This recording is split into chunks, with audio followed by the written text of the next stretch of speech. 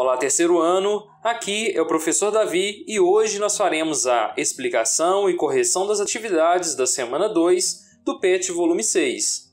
Antes de começar, gostaria de pedir a vocês que deixem um joinha para dar uma força para a gente. Se você quer ter acesso apenas à correção das atividades, basta clicar no card que vai aparecer aqui acima agora e lá você será direcionado a um vídeo com apenas a correção das atividades. Então vamos à explicação do conteúdo. Esta semana nós vamos trabalhar o tema doping. E o título coloca doping, um sonho perdido. E para começarmos aqui, a definição de doping é o uso de qualquer droga ou medicamento que possa aumentar o desempenho dos atletas durante uma competição.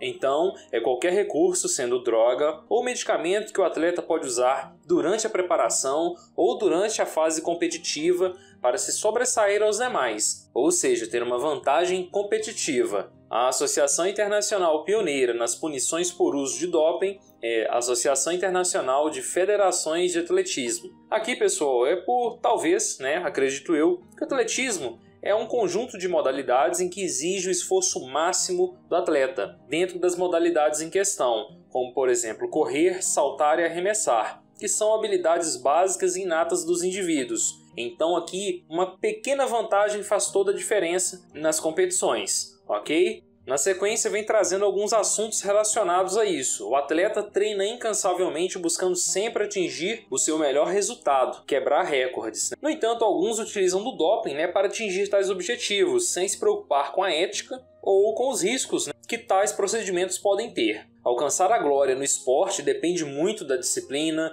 do foco do atleta, das técnicas utilizadas e principalmente da ética. Não se pode visar apenas a vitória, a quebra de recordes. É importante ter a ética, ter uma igualdade nas competições, na realização das provas. Além disso, o atleta também tem que ter hábitos saudáveis, que é essencial tanto para o preparo psicológico do atleta quanto o preparo físico, envolvendo toda a vida do atleta, todos os aspectos da vida do atleta. E este processo de construção de uma carreira esportiva requer muito tempo, é uma dedicação mesmo de fato. E é preciso muito cuidado para preservar todas essas conquistas, pois um passo em falso, como por exemplo o doping, pode levar à destruição de toda uma carreira e até mesmo da própria vida do atleta. Tá certo, pessoal? Vamos aqui dar sequência então. Após entendermos basicamente o que é doping, vamos entender agora o que é proibido, o que afinal é proibido. E existe atualmente uma lista de medicamentos proibidos. Essas drogas são agrupadas nas seguintes classes.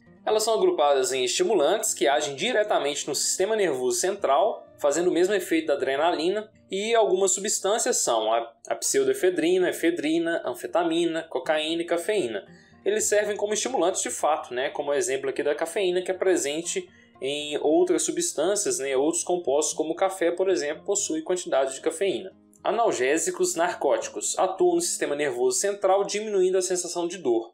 O atleta, pessoal, geralmente, como ele trabalha sempre no limite, a presença da dor pode ser algo constante. Alguns agentes anabólicos que agem no aumento do tamanho dos músculos. Aqui também é um conjunto de substâncias proibidas. Diuréticos, que atua aumentando a produção e excreção, causando perda de peso, ou seja, excreção de água por meio da urina. Eles são utilizados também para mascarar o doping. Quando você libera um maior volume de água na urina, esse maior volume de água geralmente mascaram a presença de substâncias, pois essas substâncias estão mais diluídas ali naquele volume excessivo de urina, ok?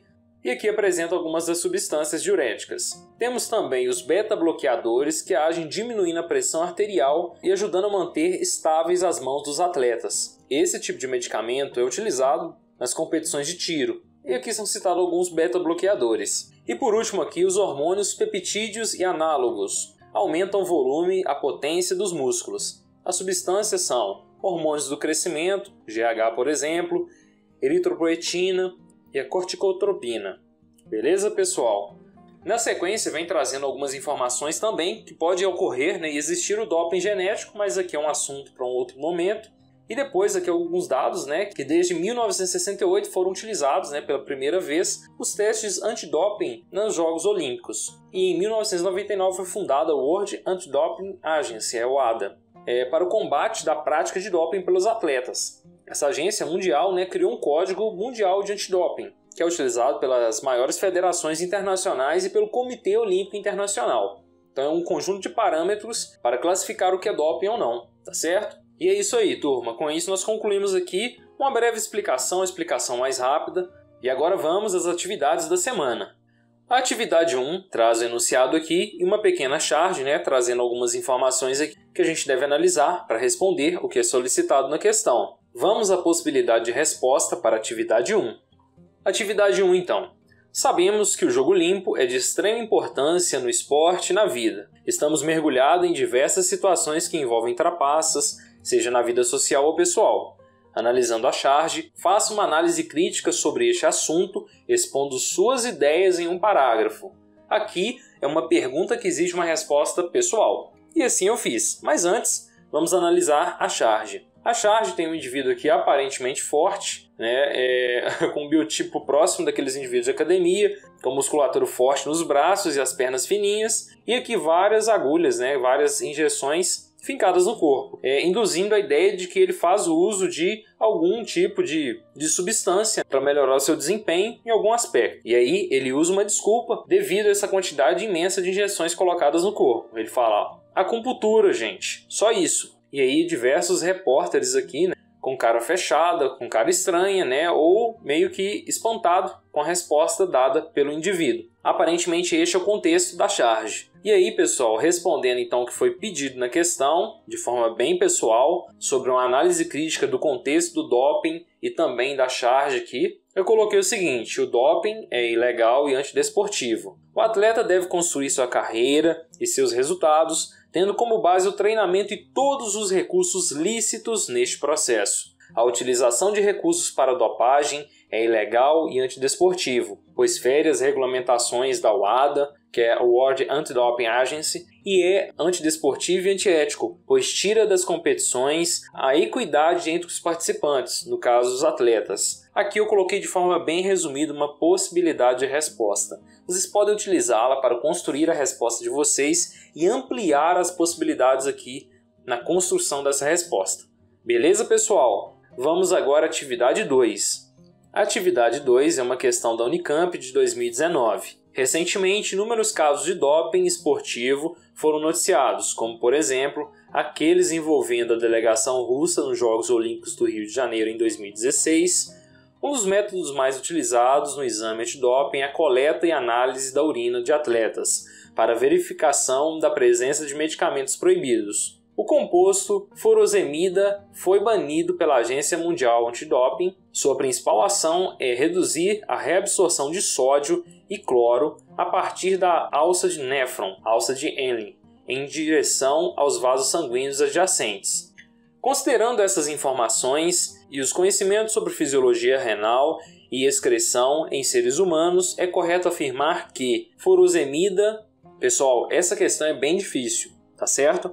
Mas a resposta aqui é o seguinte: a furosemida aumenta a produção de urina, resultando na diminuição da concentração de medicamentos nas amostras, o que dificulta sua detecção nos testes antidoping. A furosemida induz a redução na reabsorção dos íons de sódio e de cloro. Um menor volume de água volta para a corrente sanguínea, o que reflete numa maior eliminação de urina e, consequentemente, uma diluição dos medicamentos usados nas amostras coletadas, o que dificulta a detecção nos testes, que é basicamente o que diz a letra D. Então a resposta dessa questão é a letra D. Beleza, pessoal? Tentei dar uma explicação bem geral aqui, é uma questão difícil, mas eu acho que deve dar para entender aí e responder a questão de forma correta. Quem marcou a letra D acertou, beleza? Vamos à próxima atividade. A atividade 3, ela traz um texto introdutório que vem falando sobre a dopagem para ter um aumento no rendimento profissional, entre outros aspectos relacionados aqui. Isso aqui é uma forma resumida do texto, vale a pena a leitura. E aí depois você deve, a partir da leitura do texto motivacional e baseando em seus conhecimentos, redigir um texto dissertativo argumentativo em modalidade escrita formal da língua portuguesa sobre o tema Doping no esporte e na vida. Aqui, pessoal, não é possível construir uma correção, pois é a produção de um texto e não existe certo ou errado, a não ser que você fuja muito do tema. Eu vou pesquisar algumas possibilidades de redação nesse sentido, e deixar no campo de descrição desse vídeo, vocês podem conferir os links lá assim que eu encontrar, tá bom? vamos à próxima atividade, atividade 4. A atividade 4, ela traz algumas informações sobre o doping brasileiro, né? Alguns atletas caíram no doping, tiveram a carreira desfeita decorrente de terem caído no doping. E aí cita o nome de alguns atletas aqui, como o Zete, do futebol, a Rebeca Guzmão, da natação, a Mari Magi, do atletismo, o Giba, do vôlei, o Anderson Silva, da luta e o Daiane dos Santos, da ginástica. E aí, para finalizar aqui, né, este texto é apenas informativo, você deve, né, com atividade de descontração, procurar no caça-palavra abaixo as partes dos nomes dos atletas que estão em negrito acima. Tá certo? É apenas o que está em negrito, que eu até fiz questão de grifar aqui em amarelo, tá? Com marca-texto aqui. E aqui está o caça-palavras respondido. Eu encontrei as palavras, tá? Espero que esteja tudo ok. E aí fica então a resolução do caça-palavras. E é isso aí, turma. Com isso, nós finalizamos aqui a semana 2 do terceiro ano do ensino médio. Quaisquer dúvidas, deixem no campo de comentários, se inscrevam no canal para dar uma força pra gente e um forte abraço.